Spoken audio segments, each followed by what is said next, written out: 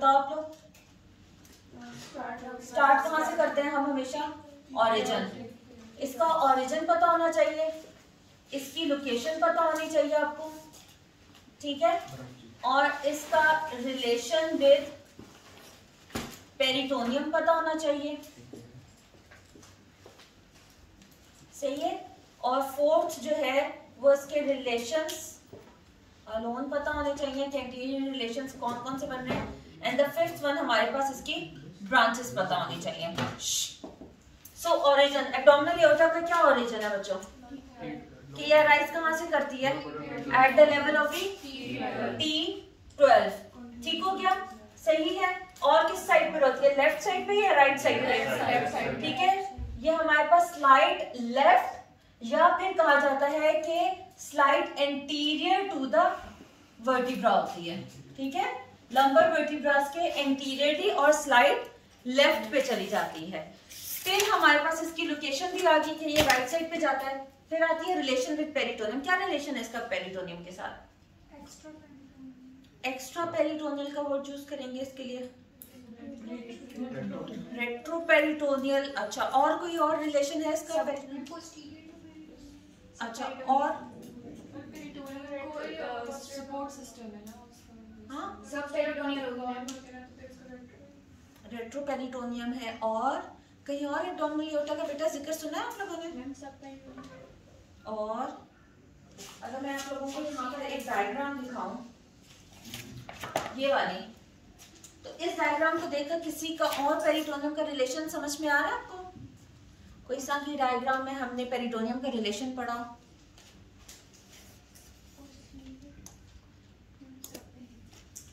It is a retroperitoneum plus, भूल गए हो आप सारे के सारे के, अभी भी नहीं आवाज आई, रूट ऑफ मेसेंट्री का ये एक इंपॉर्टेंट फैक्टर है, ठीक है, ओरिजिनल पॉइंट है या नहीं है बच्चों? है ना। हमने क्या कहा था उसमें? हमने कहा था कि duodenal jejunal junction, third part of the duodenum, और फिर साथ ही एब्डोमिनल एओर्टा बोलते हैं ना। तो ये हमारे पास रूट ऑफ मेसेंट्री भी यहाँ से स्टार्ट होती है। सेकंड हमने कहा रेट्रोपेरिटोनियल स्ट्रक्चर हो जाता है। फिर इसके रिलेशंस आ जाते हैं। आप देख लो इसके एंटीरियर रिलेशंस में हमारे पास अब क्या क्या मिल जाता है। इसमें हमारे पास पैंक्रियास मिलता है, इसमें हमारे पास साथ में हमारे पास क्या आ रही है? Third part of the duodenum आ रहा है, ठीक है। First part of the duodenum भी आएगा, स्टमक भी इसके रिलेशन में आता है, ट्रांसवर्स कोलोन भी इसके रिलेशंस में आती है, ठीक है। हाँ, यूरिटर्स इसके रिलेशन में आएगा क्या? नो, यूरिटर जो है वो एंटीरियरली प्रेजेंट होता है किसके? सॉस मसल के। हमने सॉस मसल में हमने एंटीरियरली हमेशा पढ़ा है ना यूरिटर, ठीक हो गया।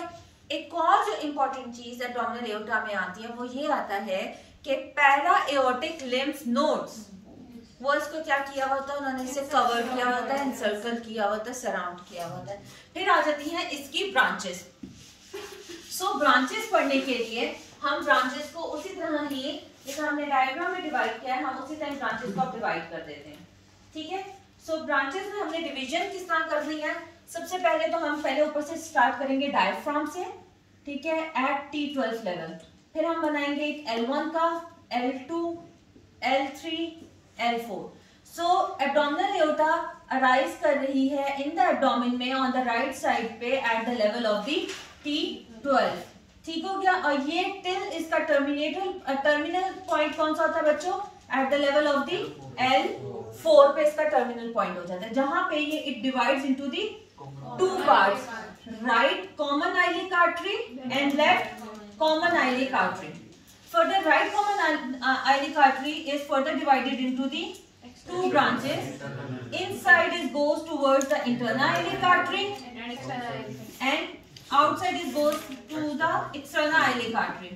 As the internal iliac artery is the main branch of the pelvis.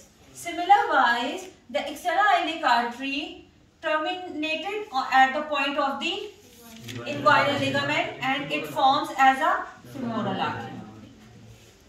ठीक हो गया बच्चों? सो अब हम ब्रांचेस में डिवीजन करने के लिए हम 3 ब्रांचेस बनाएंगे.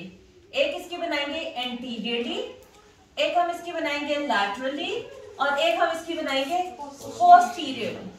सो एंटीरियरली हमेशा द मोस्ट इंपॉर्टेंट होंगे और एंटीरियरली के लिए ये लेवल्स इंपॉर्टेंट है। एक हम L1 पे बना देंगे, एक L2 पे और एक हम L3 पे बना देंगे। नाम हम दे देंगे इन्हें coeliac, superior mesenteric and inferior mesenteric arteries. ठीक हो गया। अब आ जाती है पोस्टीरियरली। पोस्टीरियरली से याद रखना बच्चों कि जब भी हम लोग स्केलेटन को देखते हैं तो पीछे हमारे पास वर्टिब्रल रह जाता है, वर्टिब्रल कॉलम।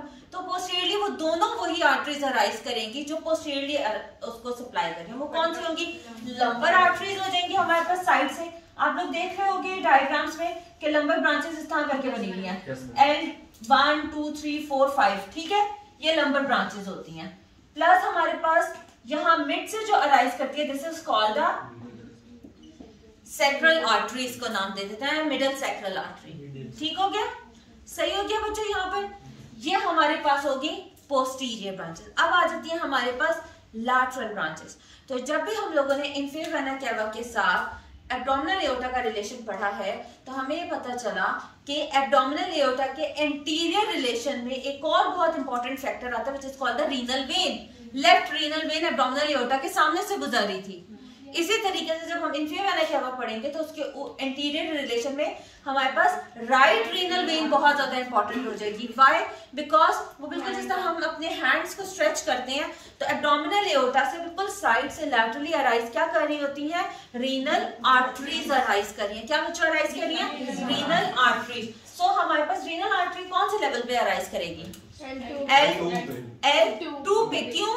क्योंकि बिल्कुल सुपीरियर मेसेंटेरिक आर्टरी के साथ हमने रीनल आर्टरी को अराइज करते हुए देखा था।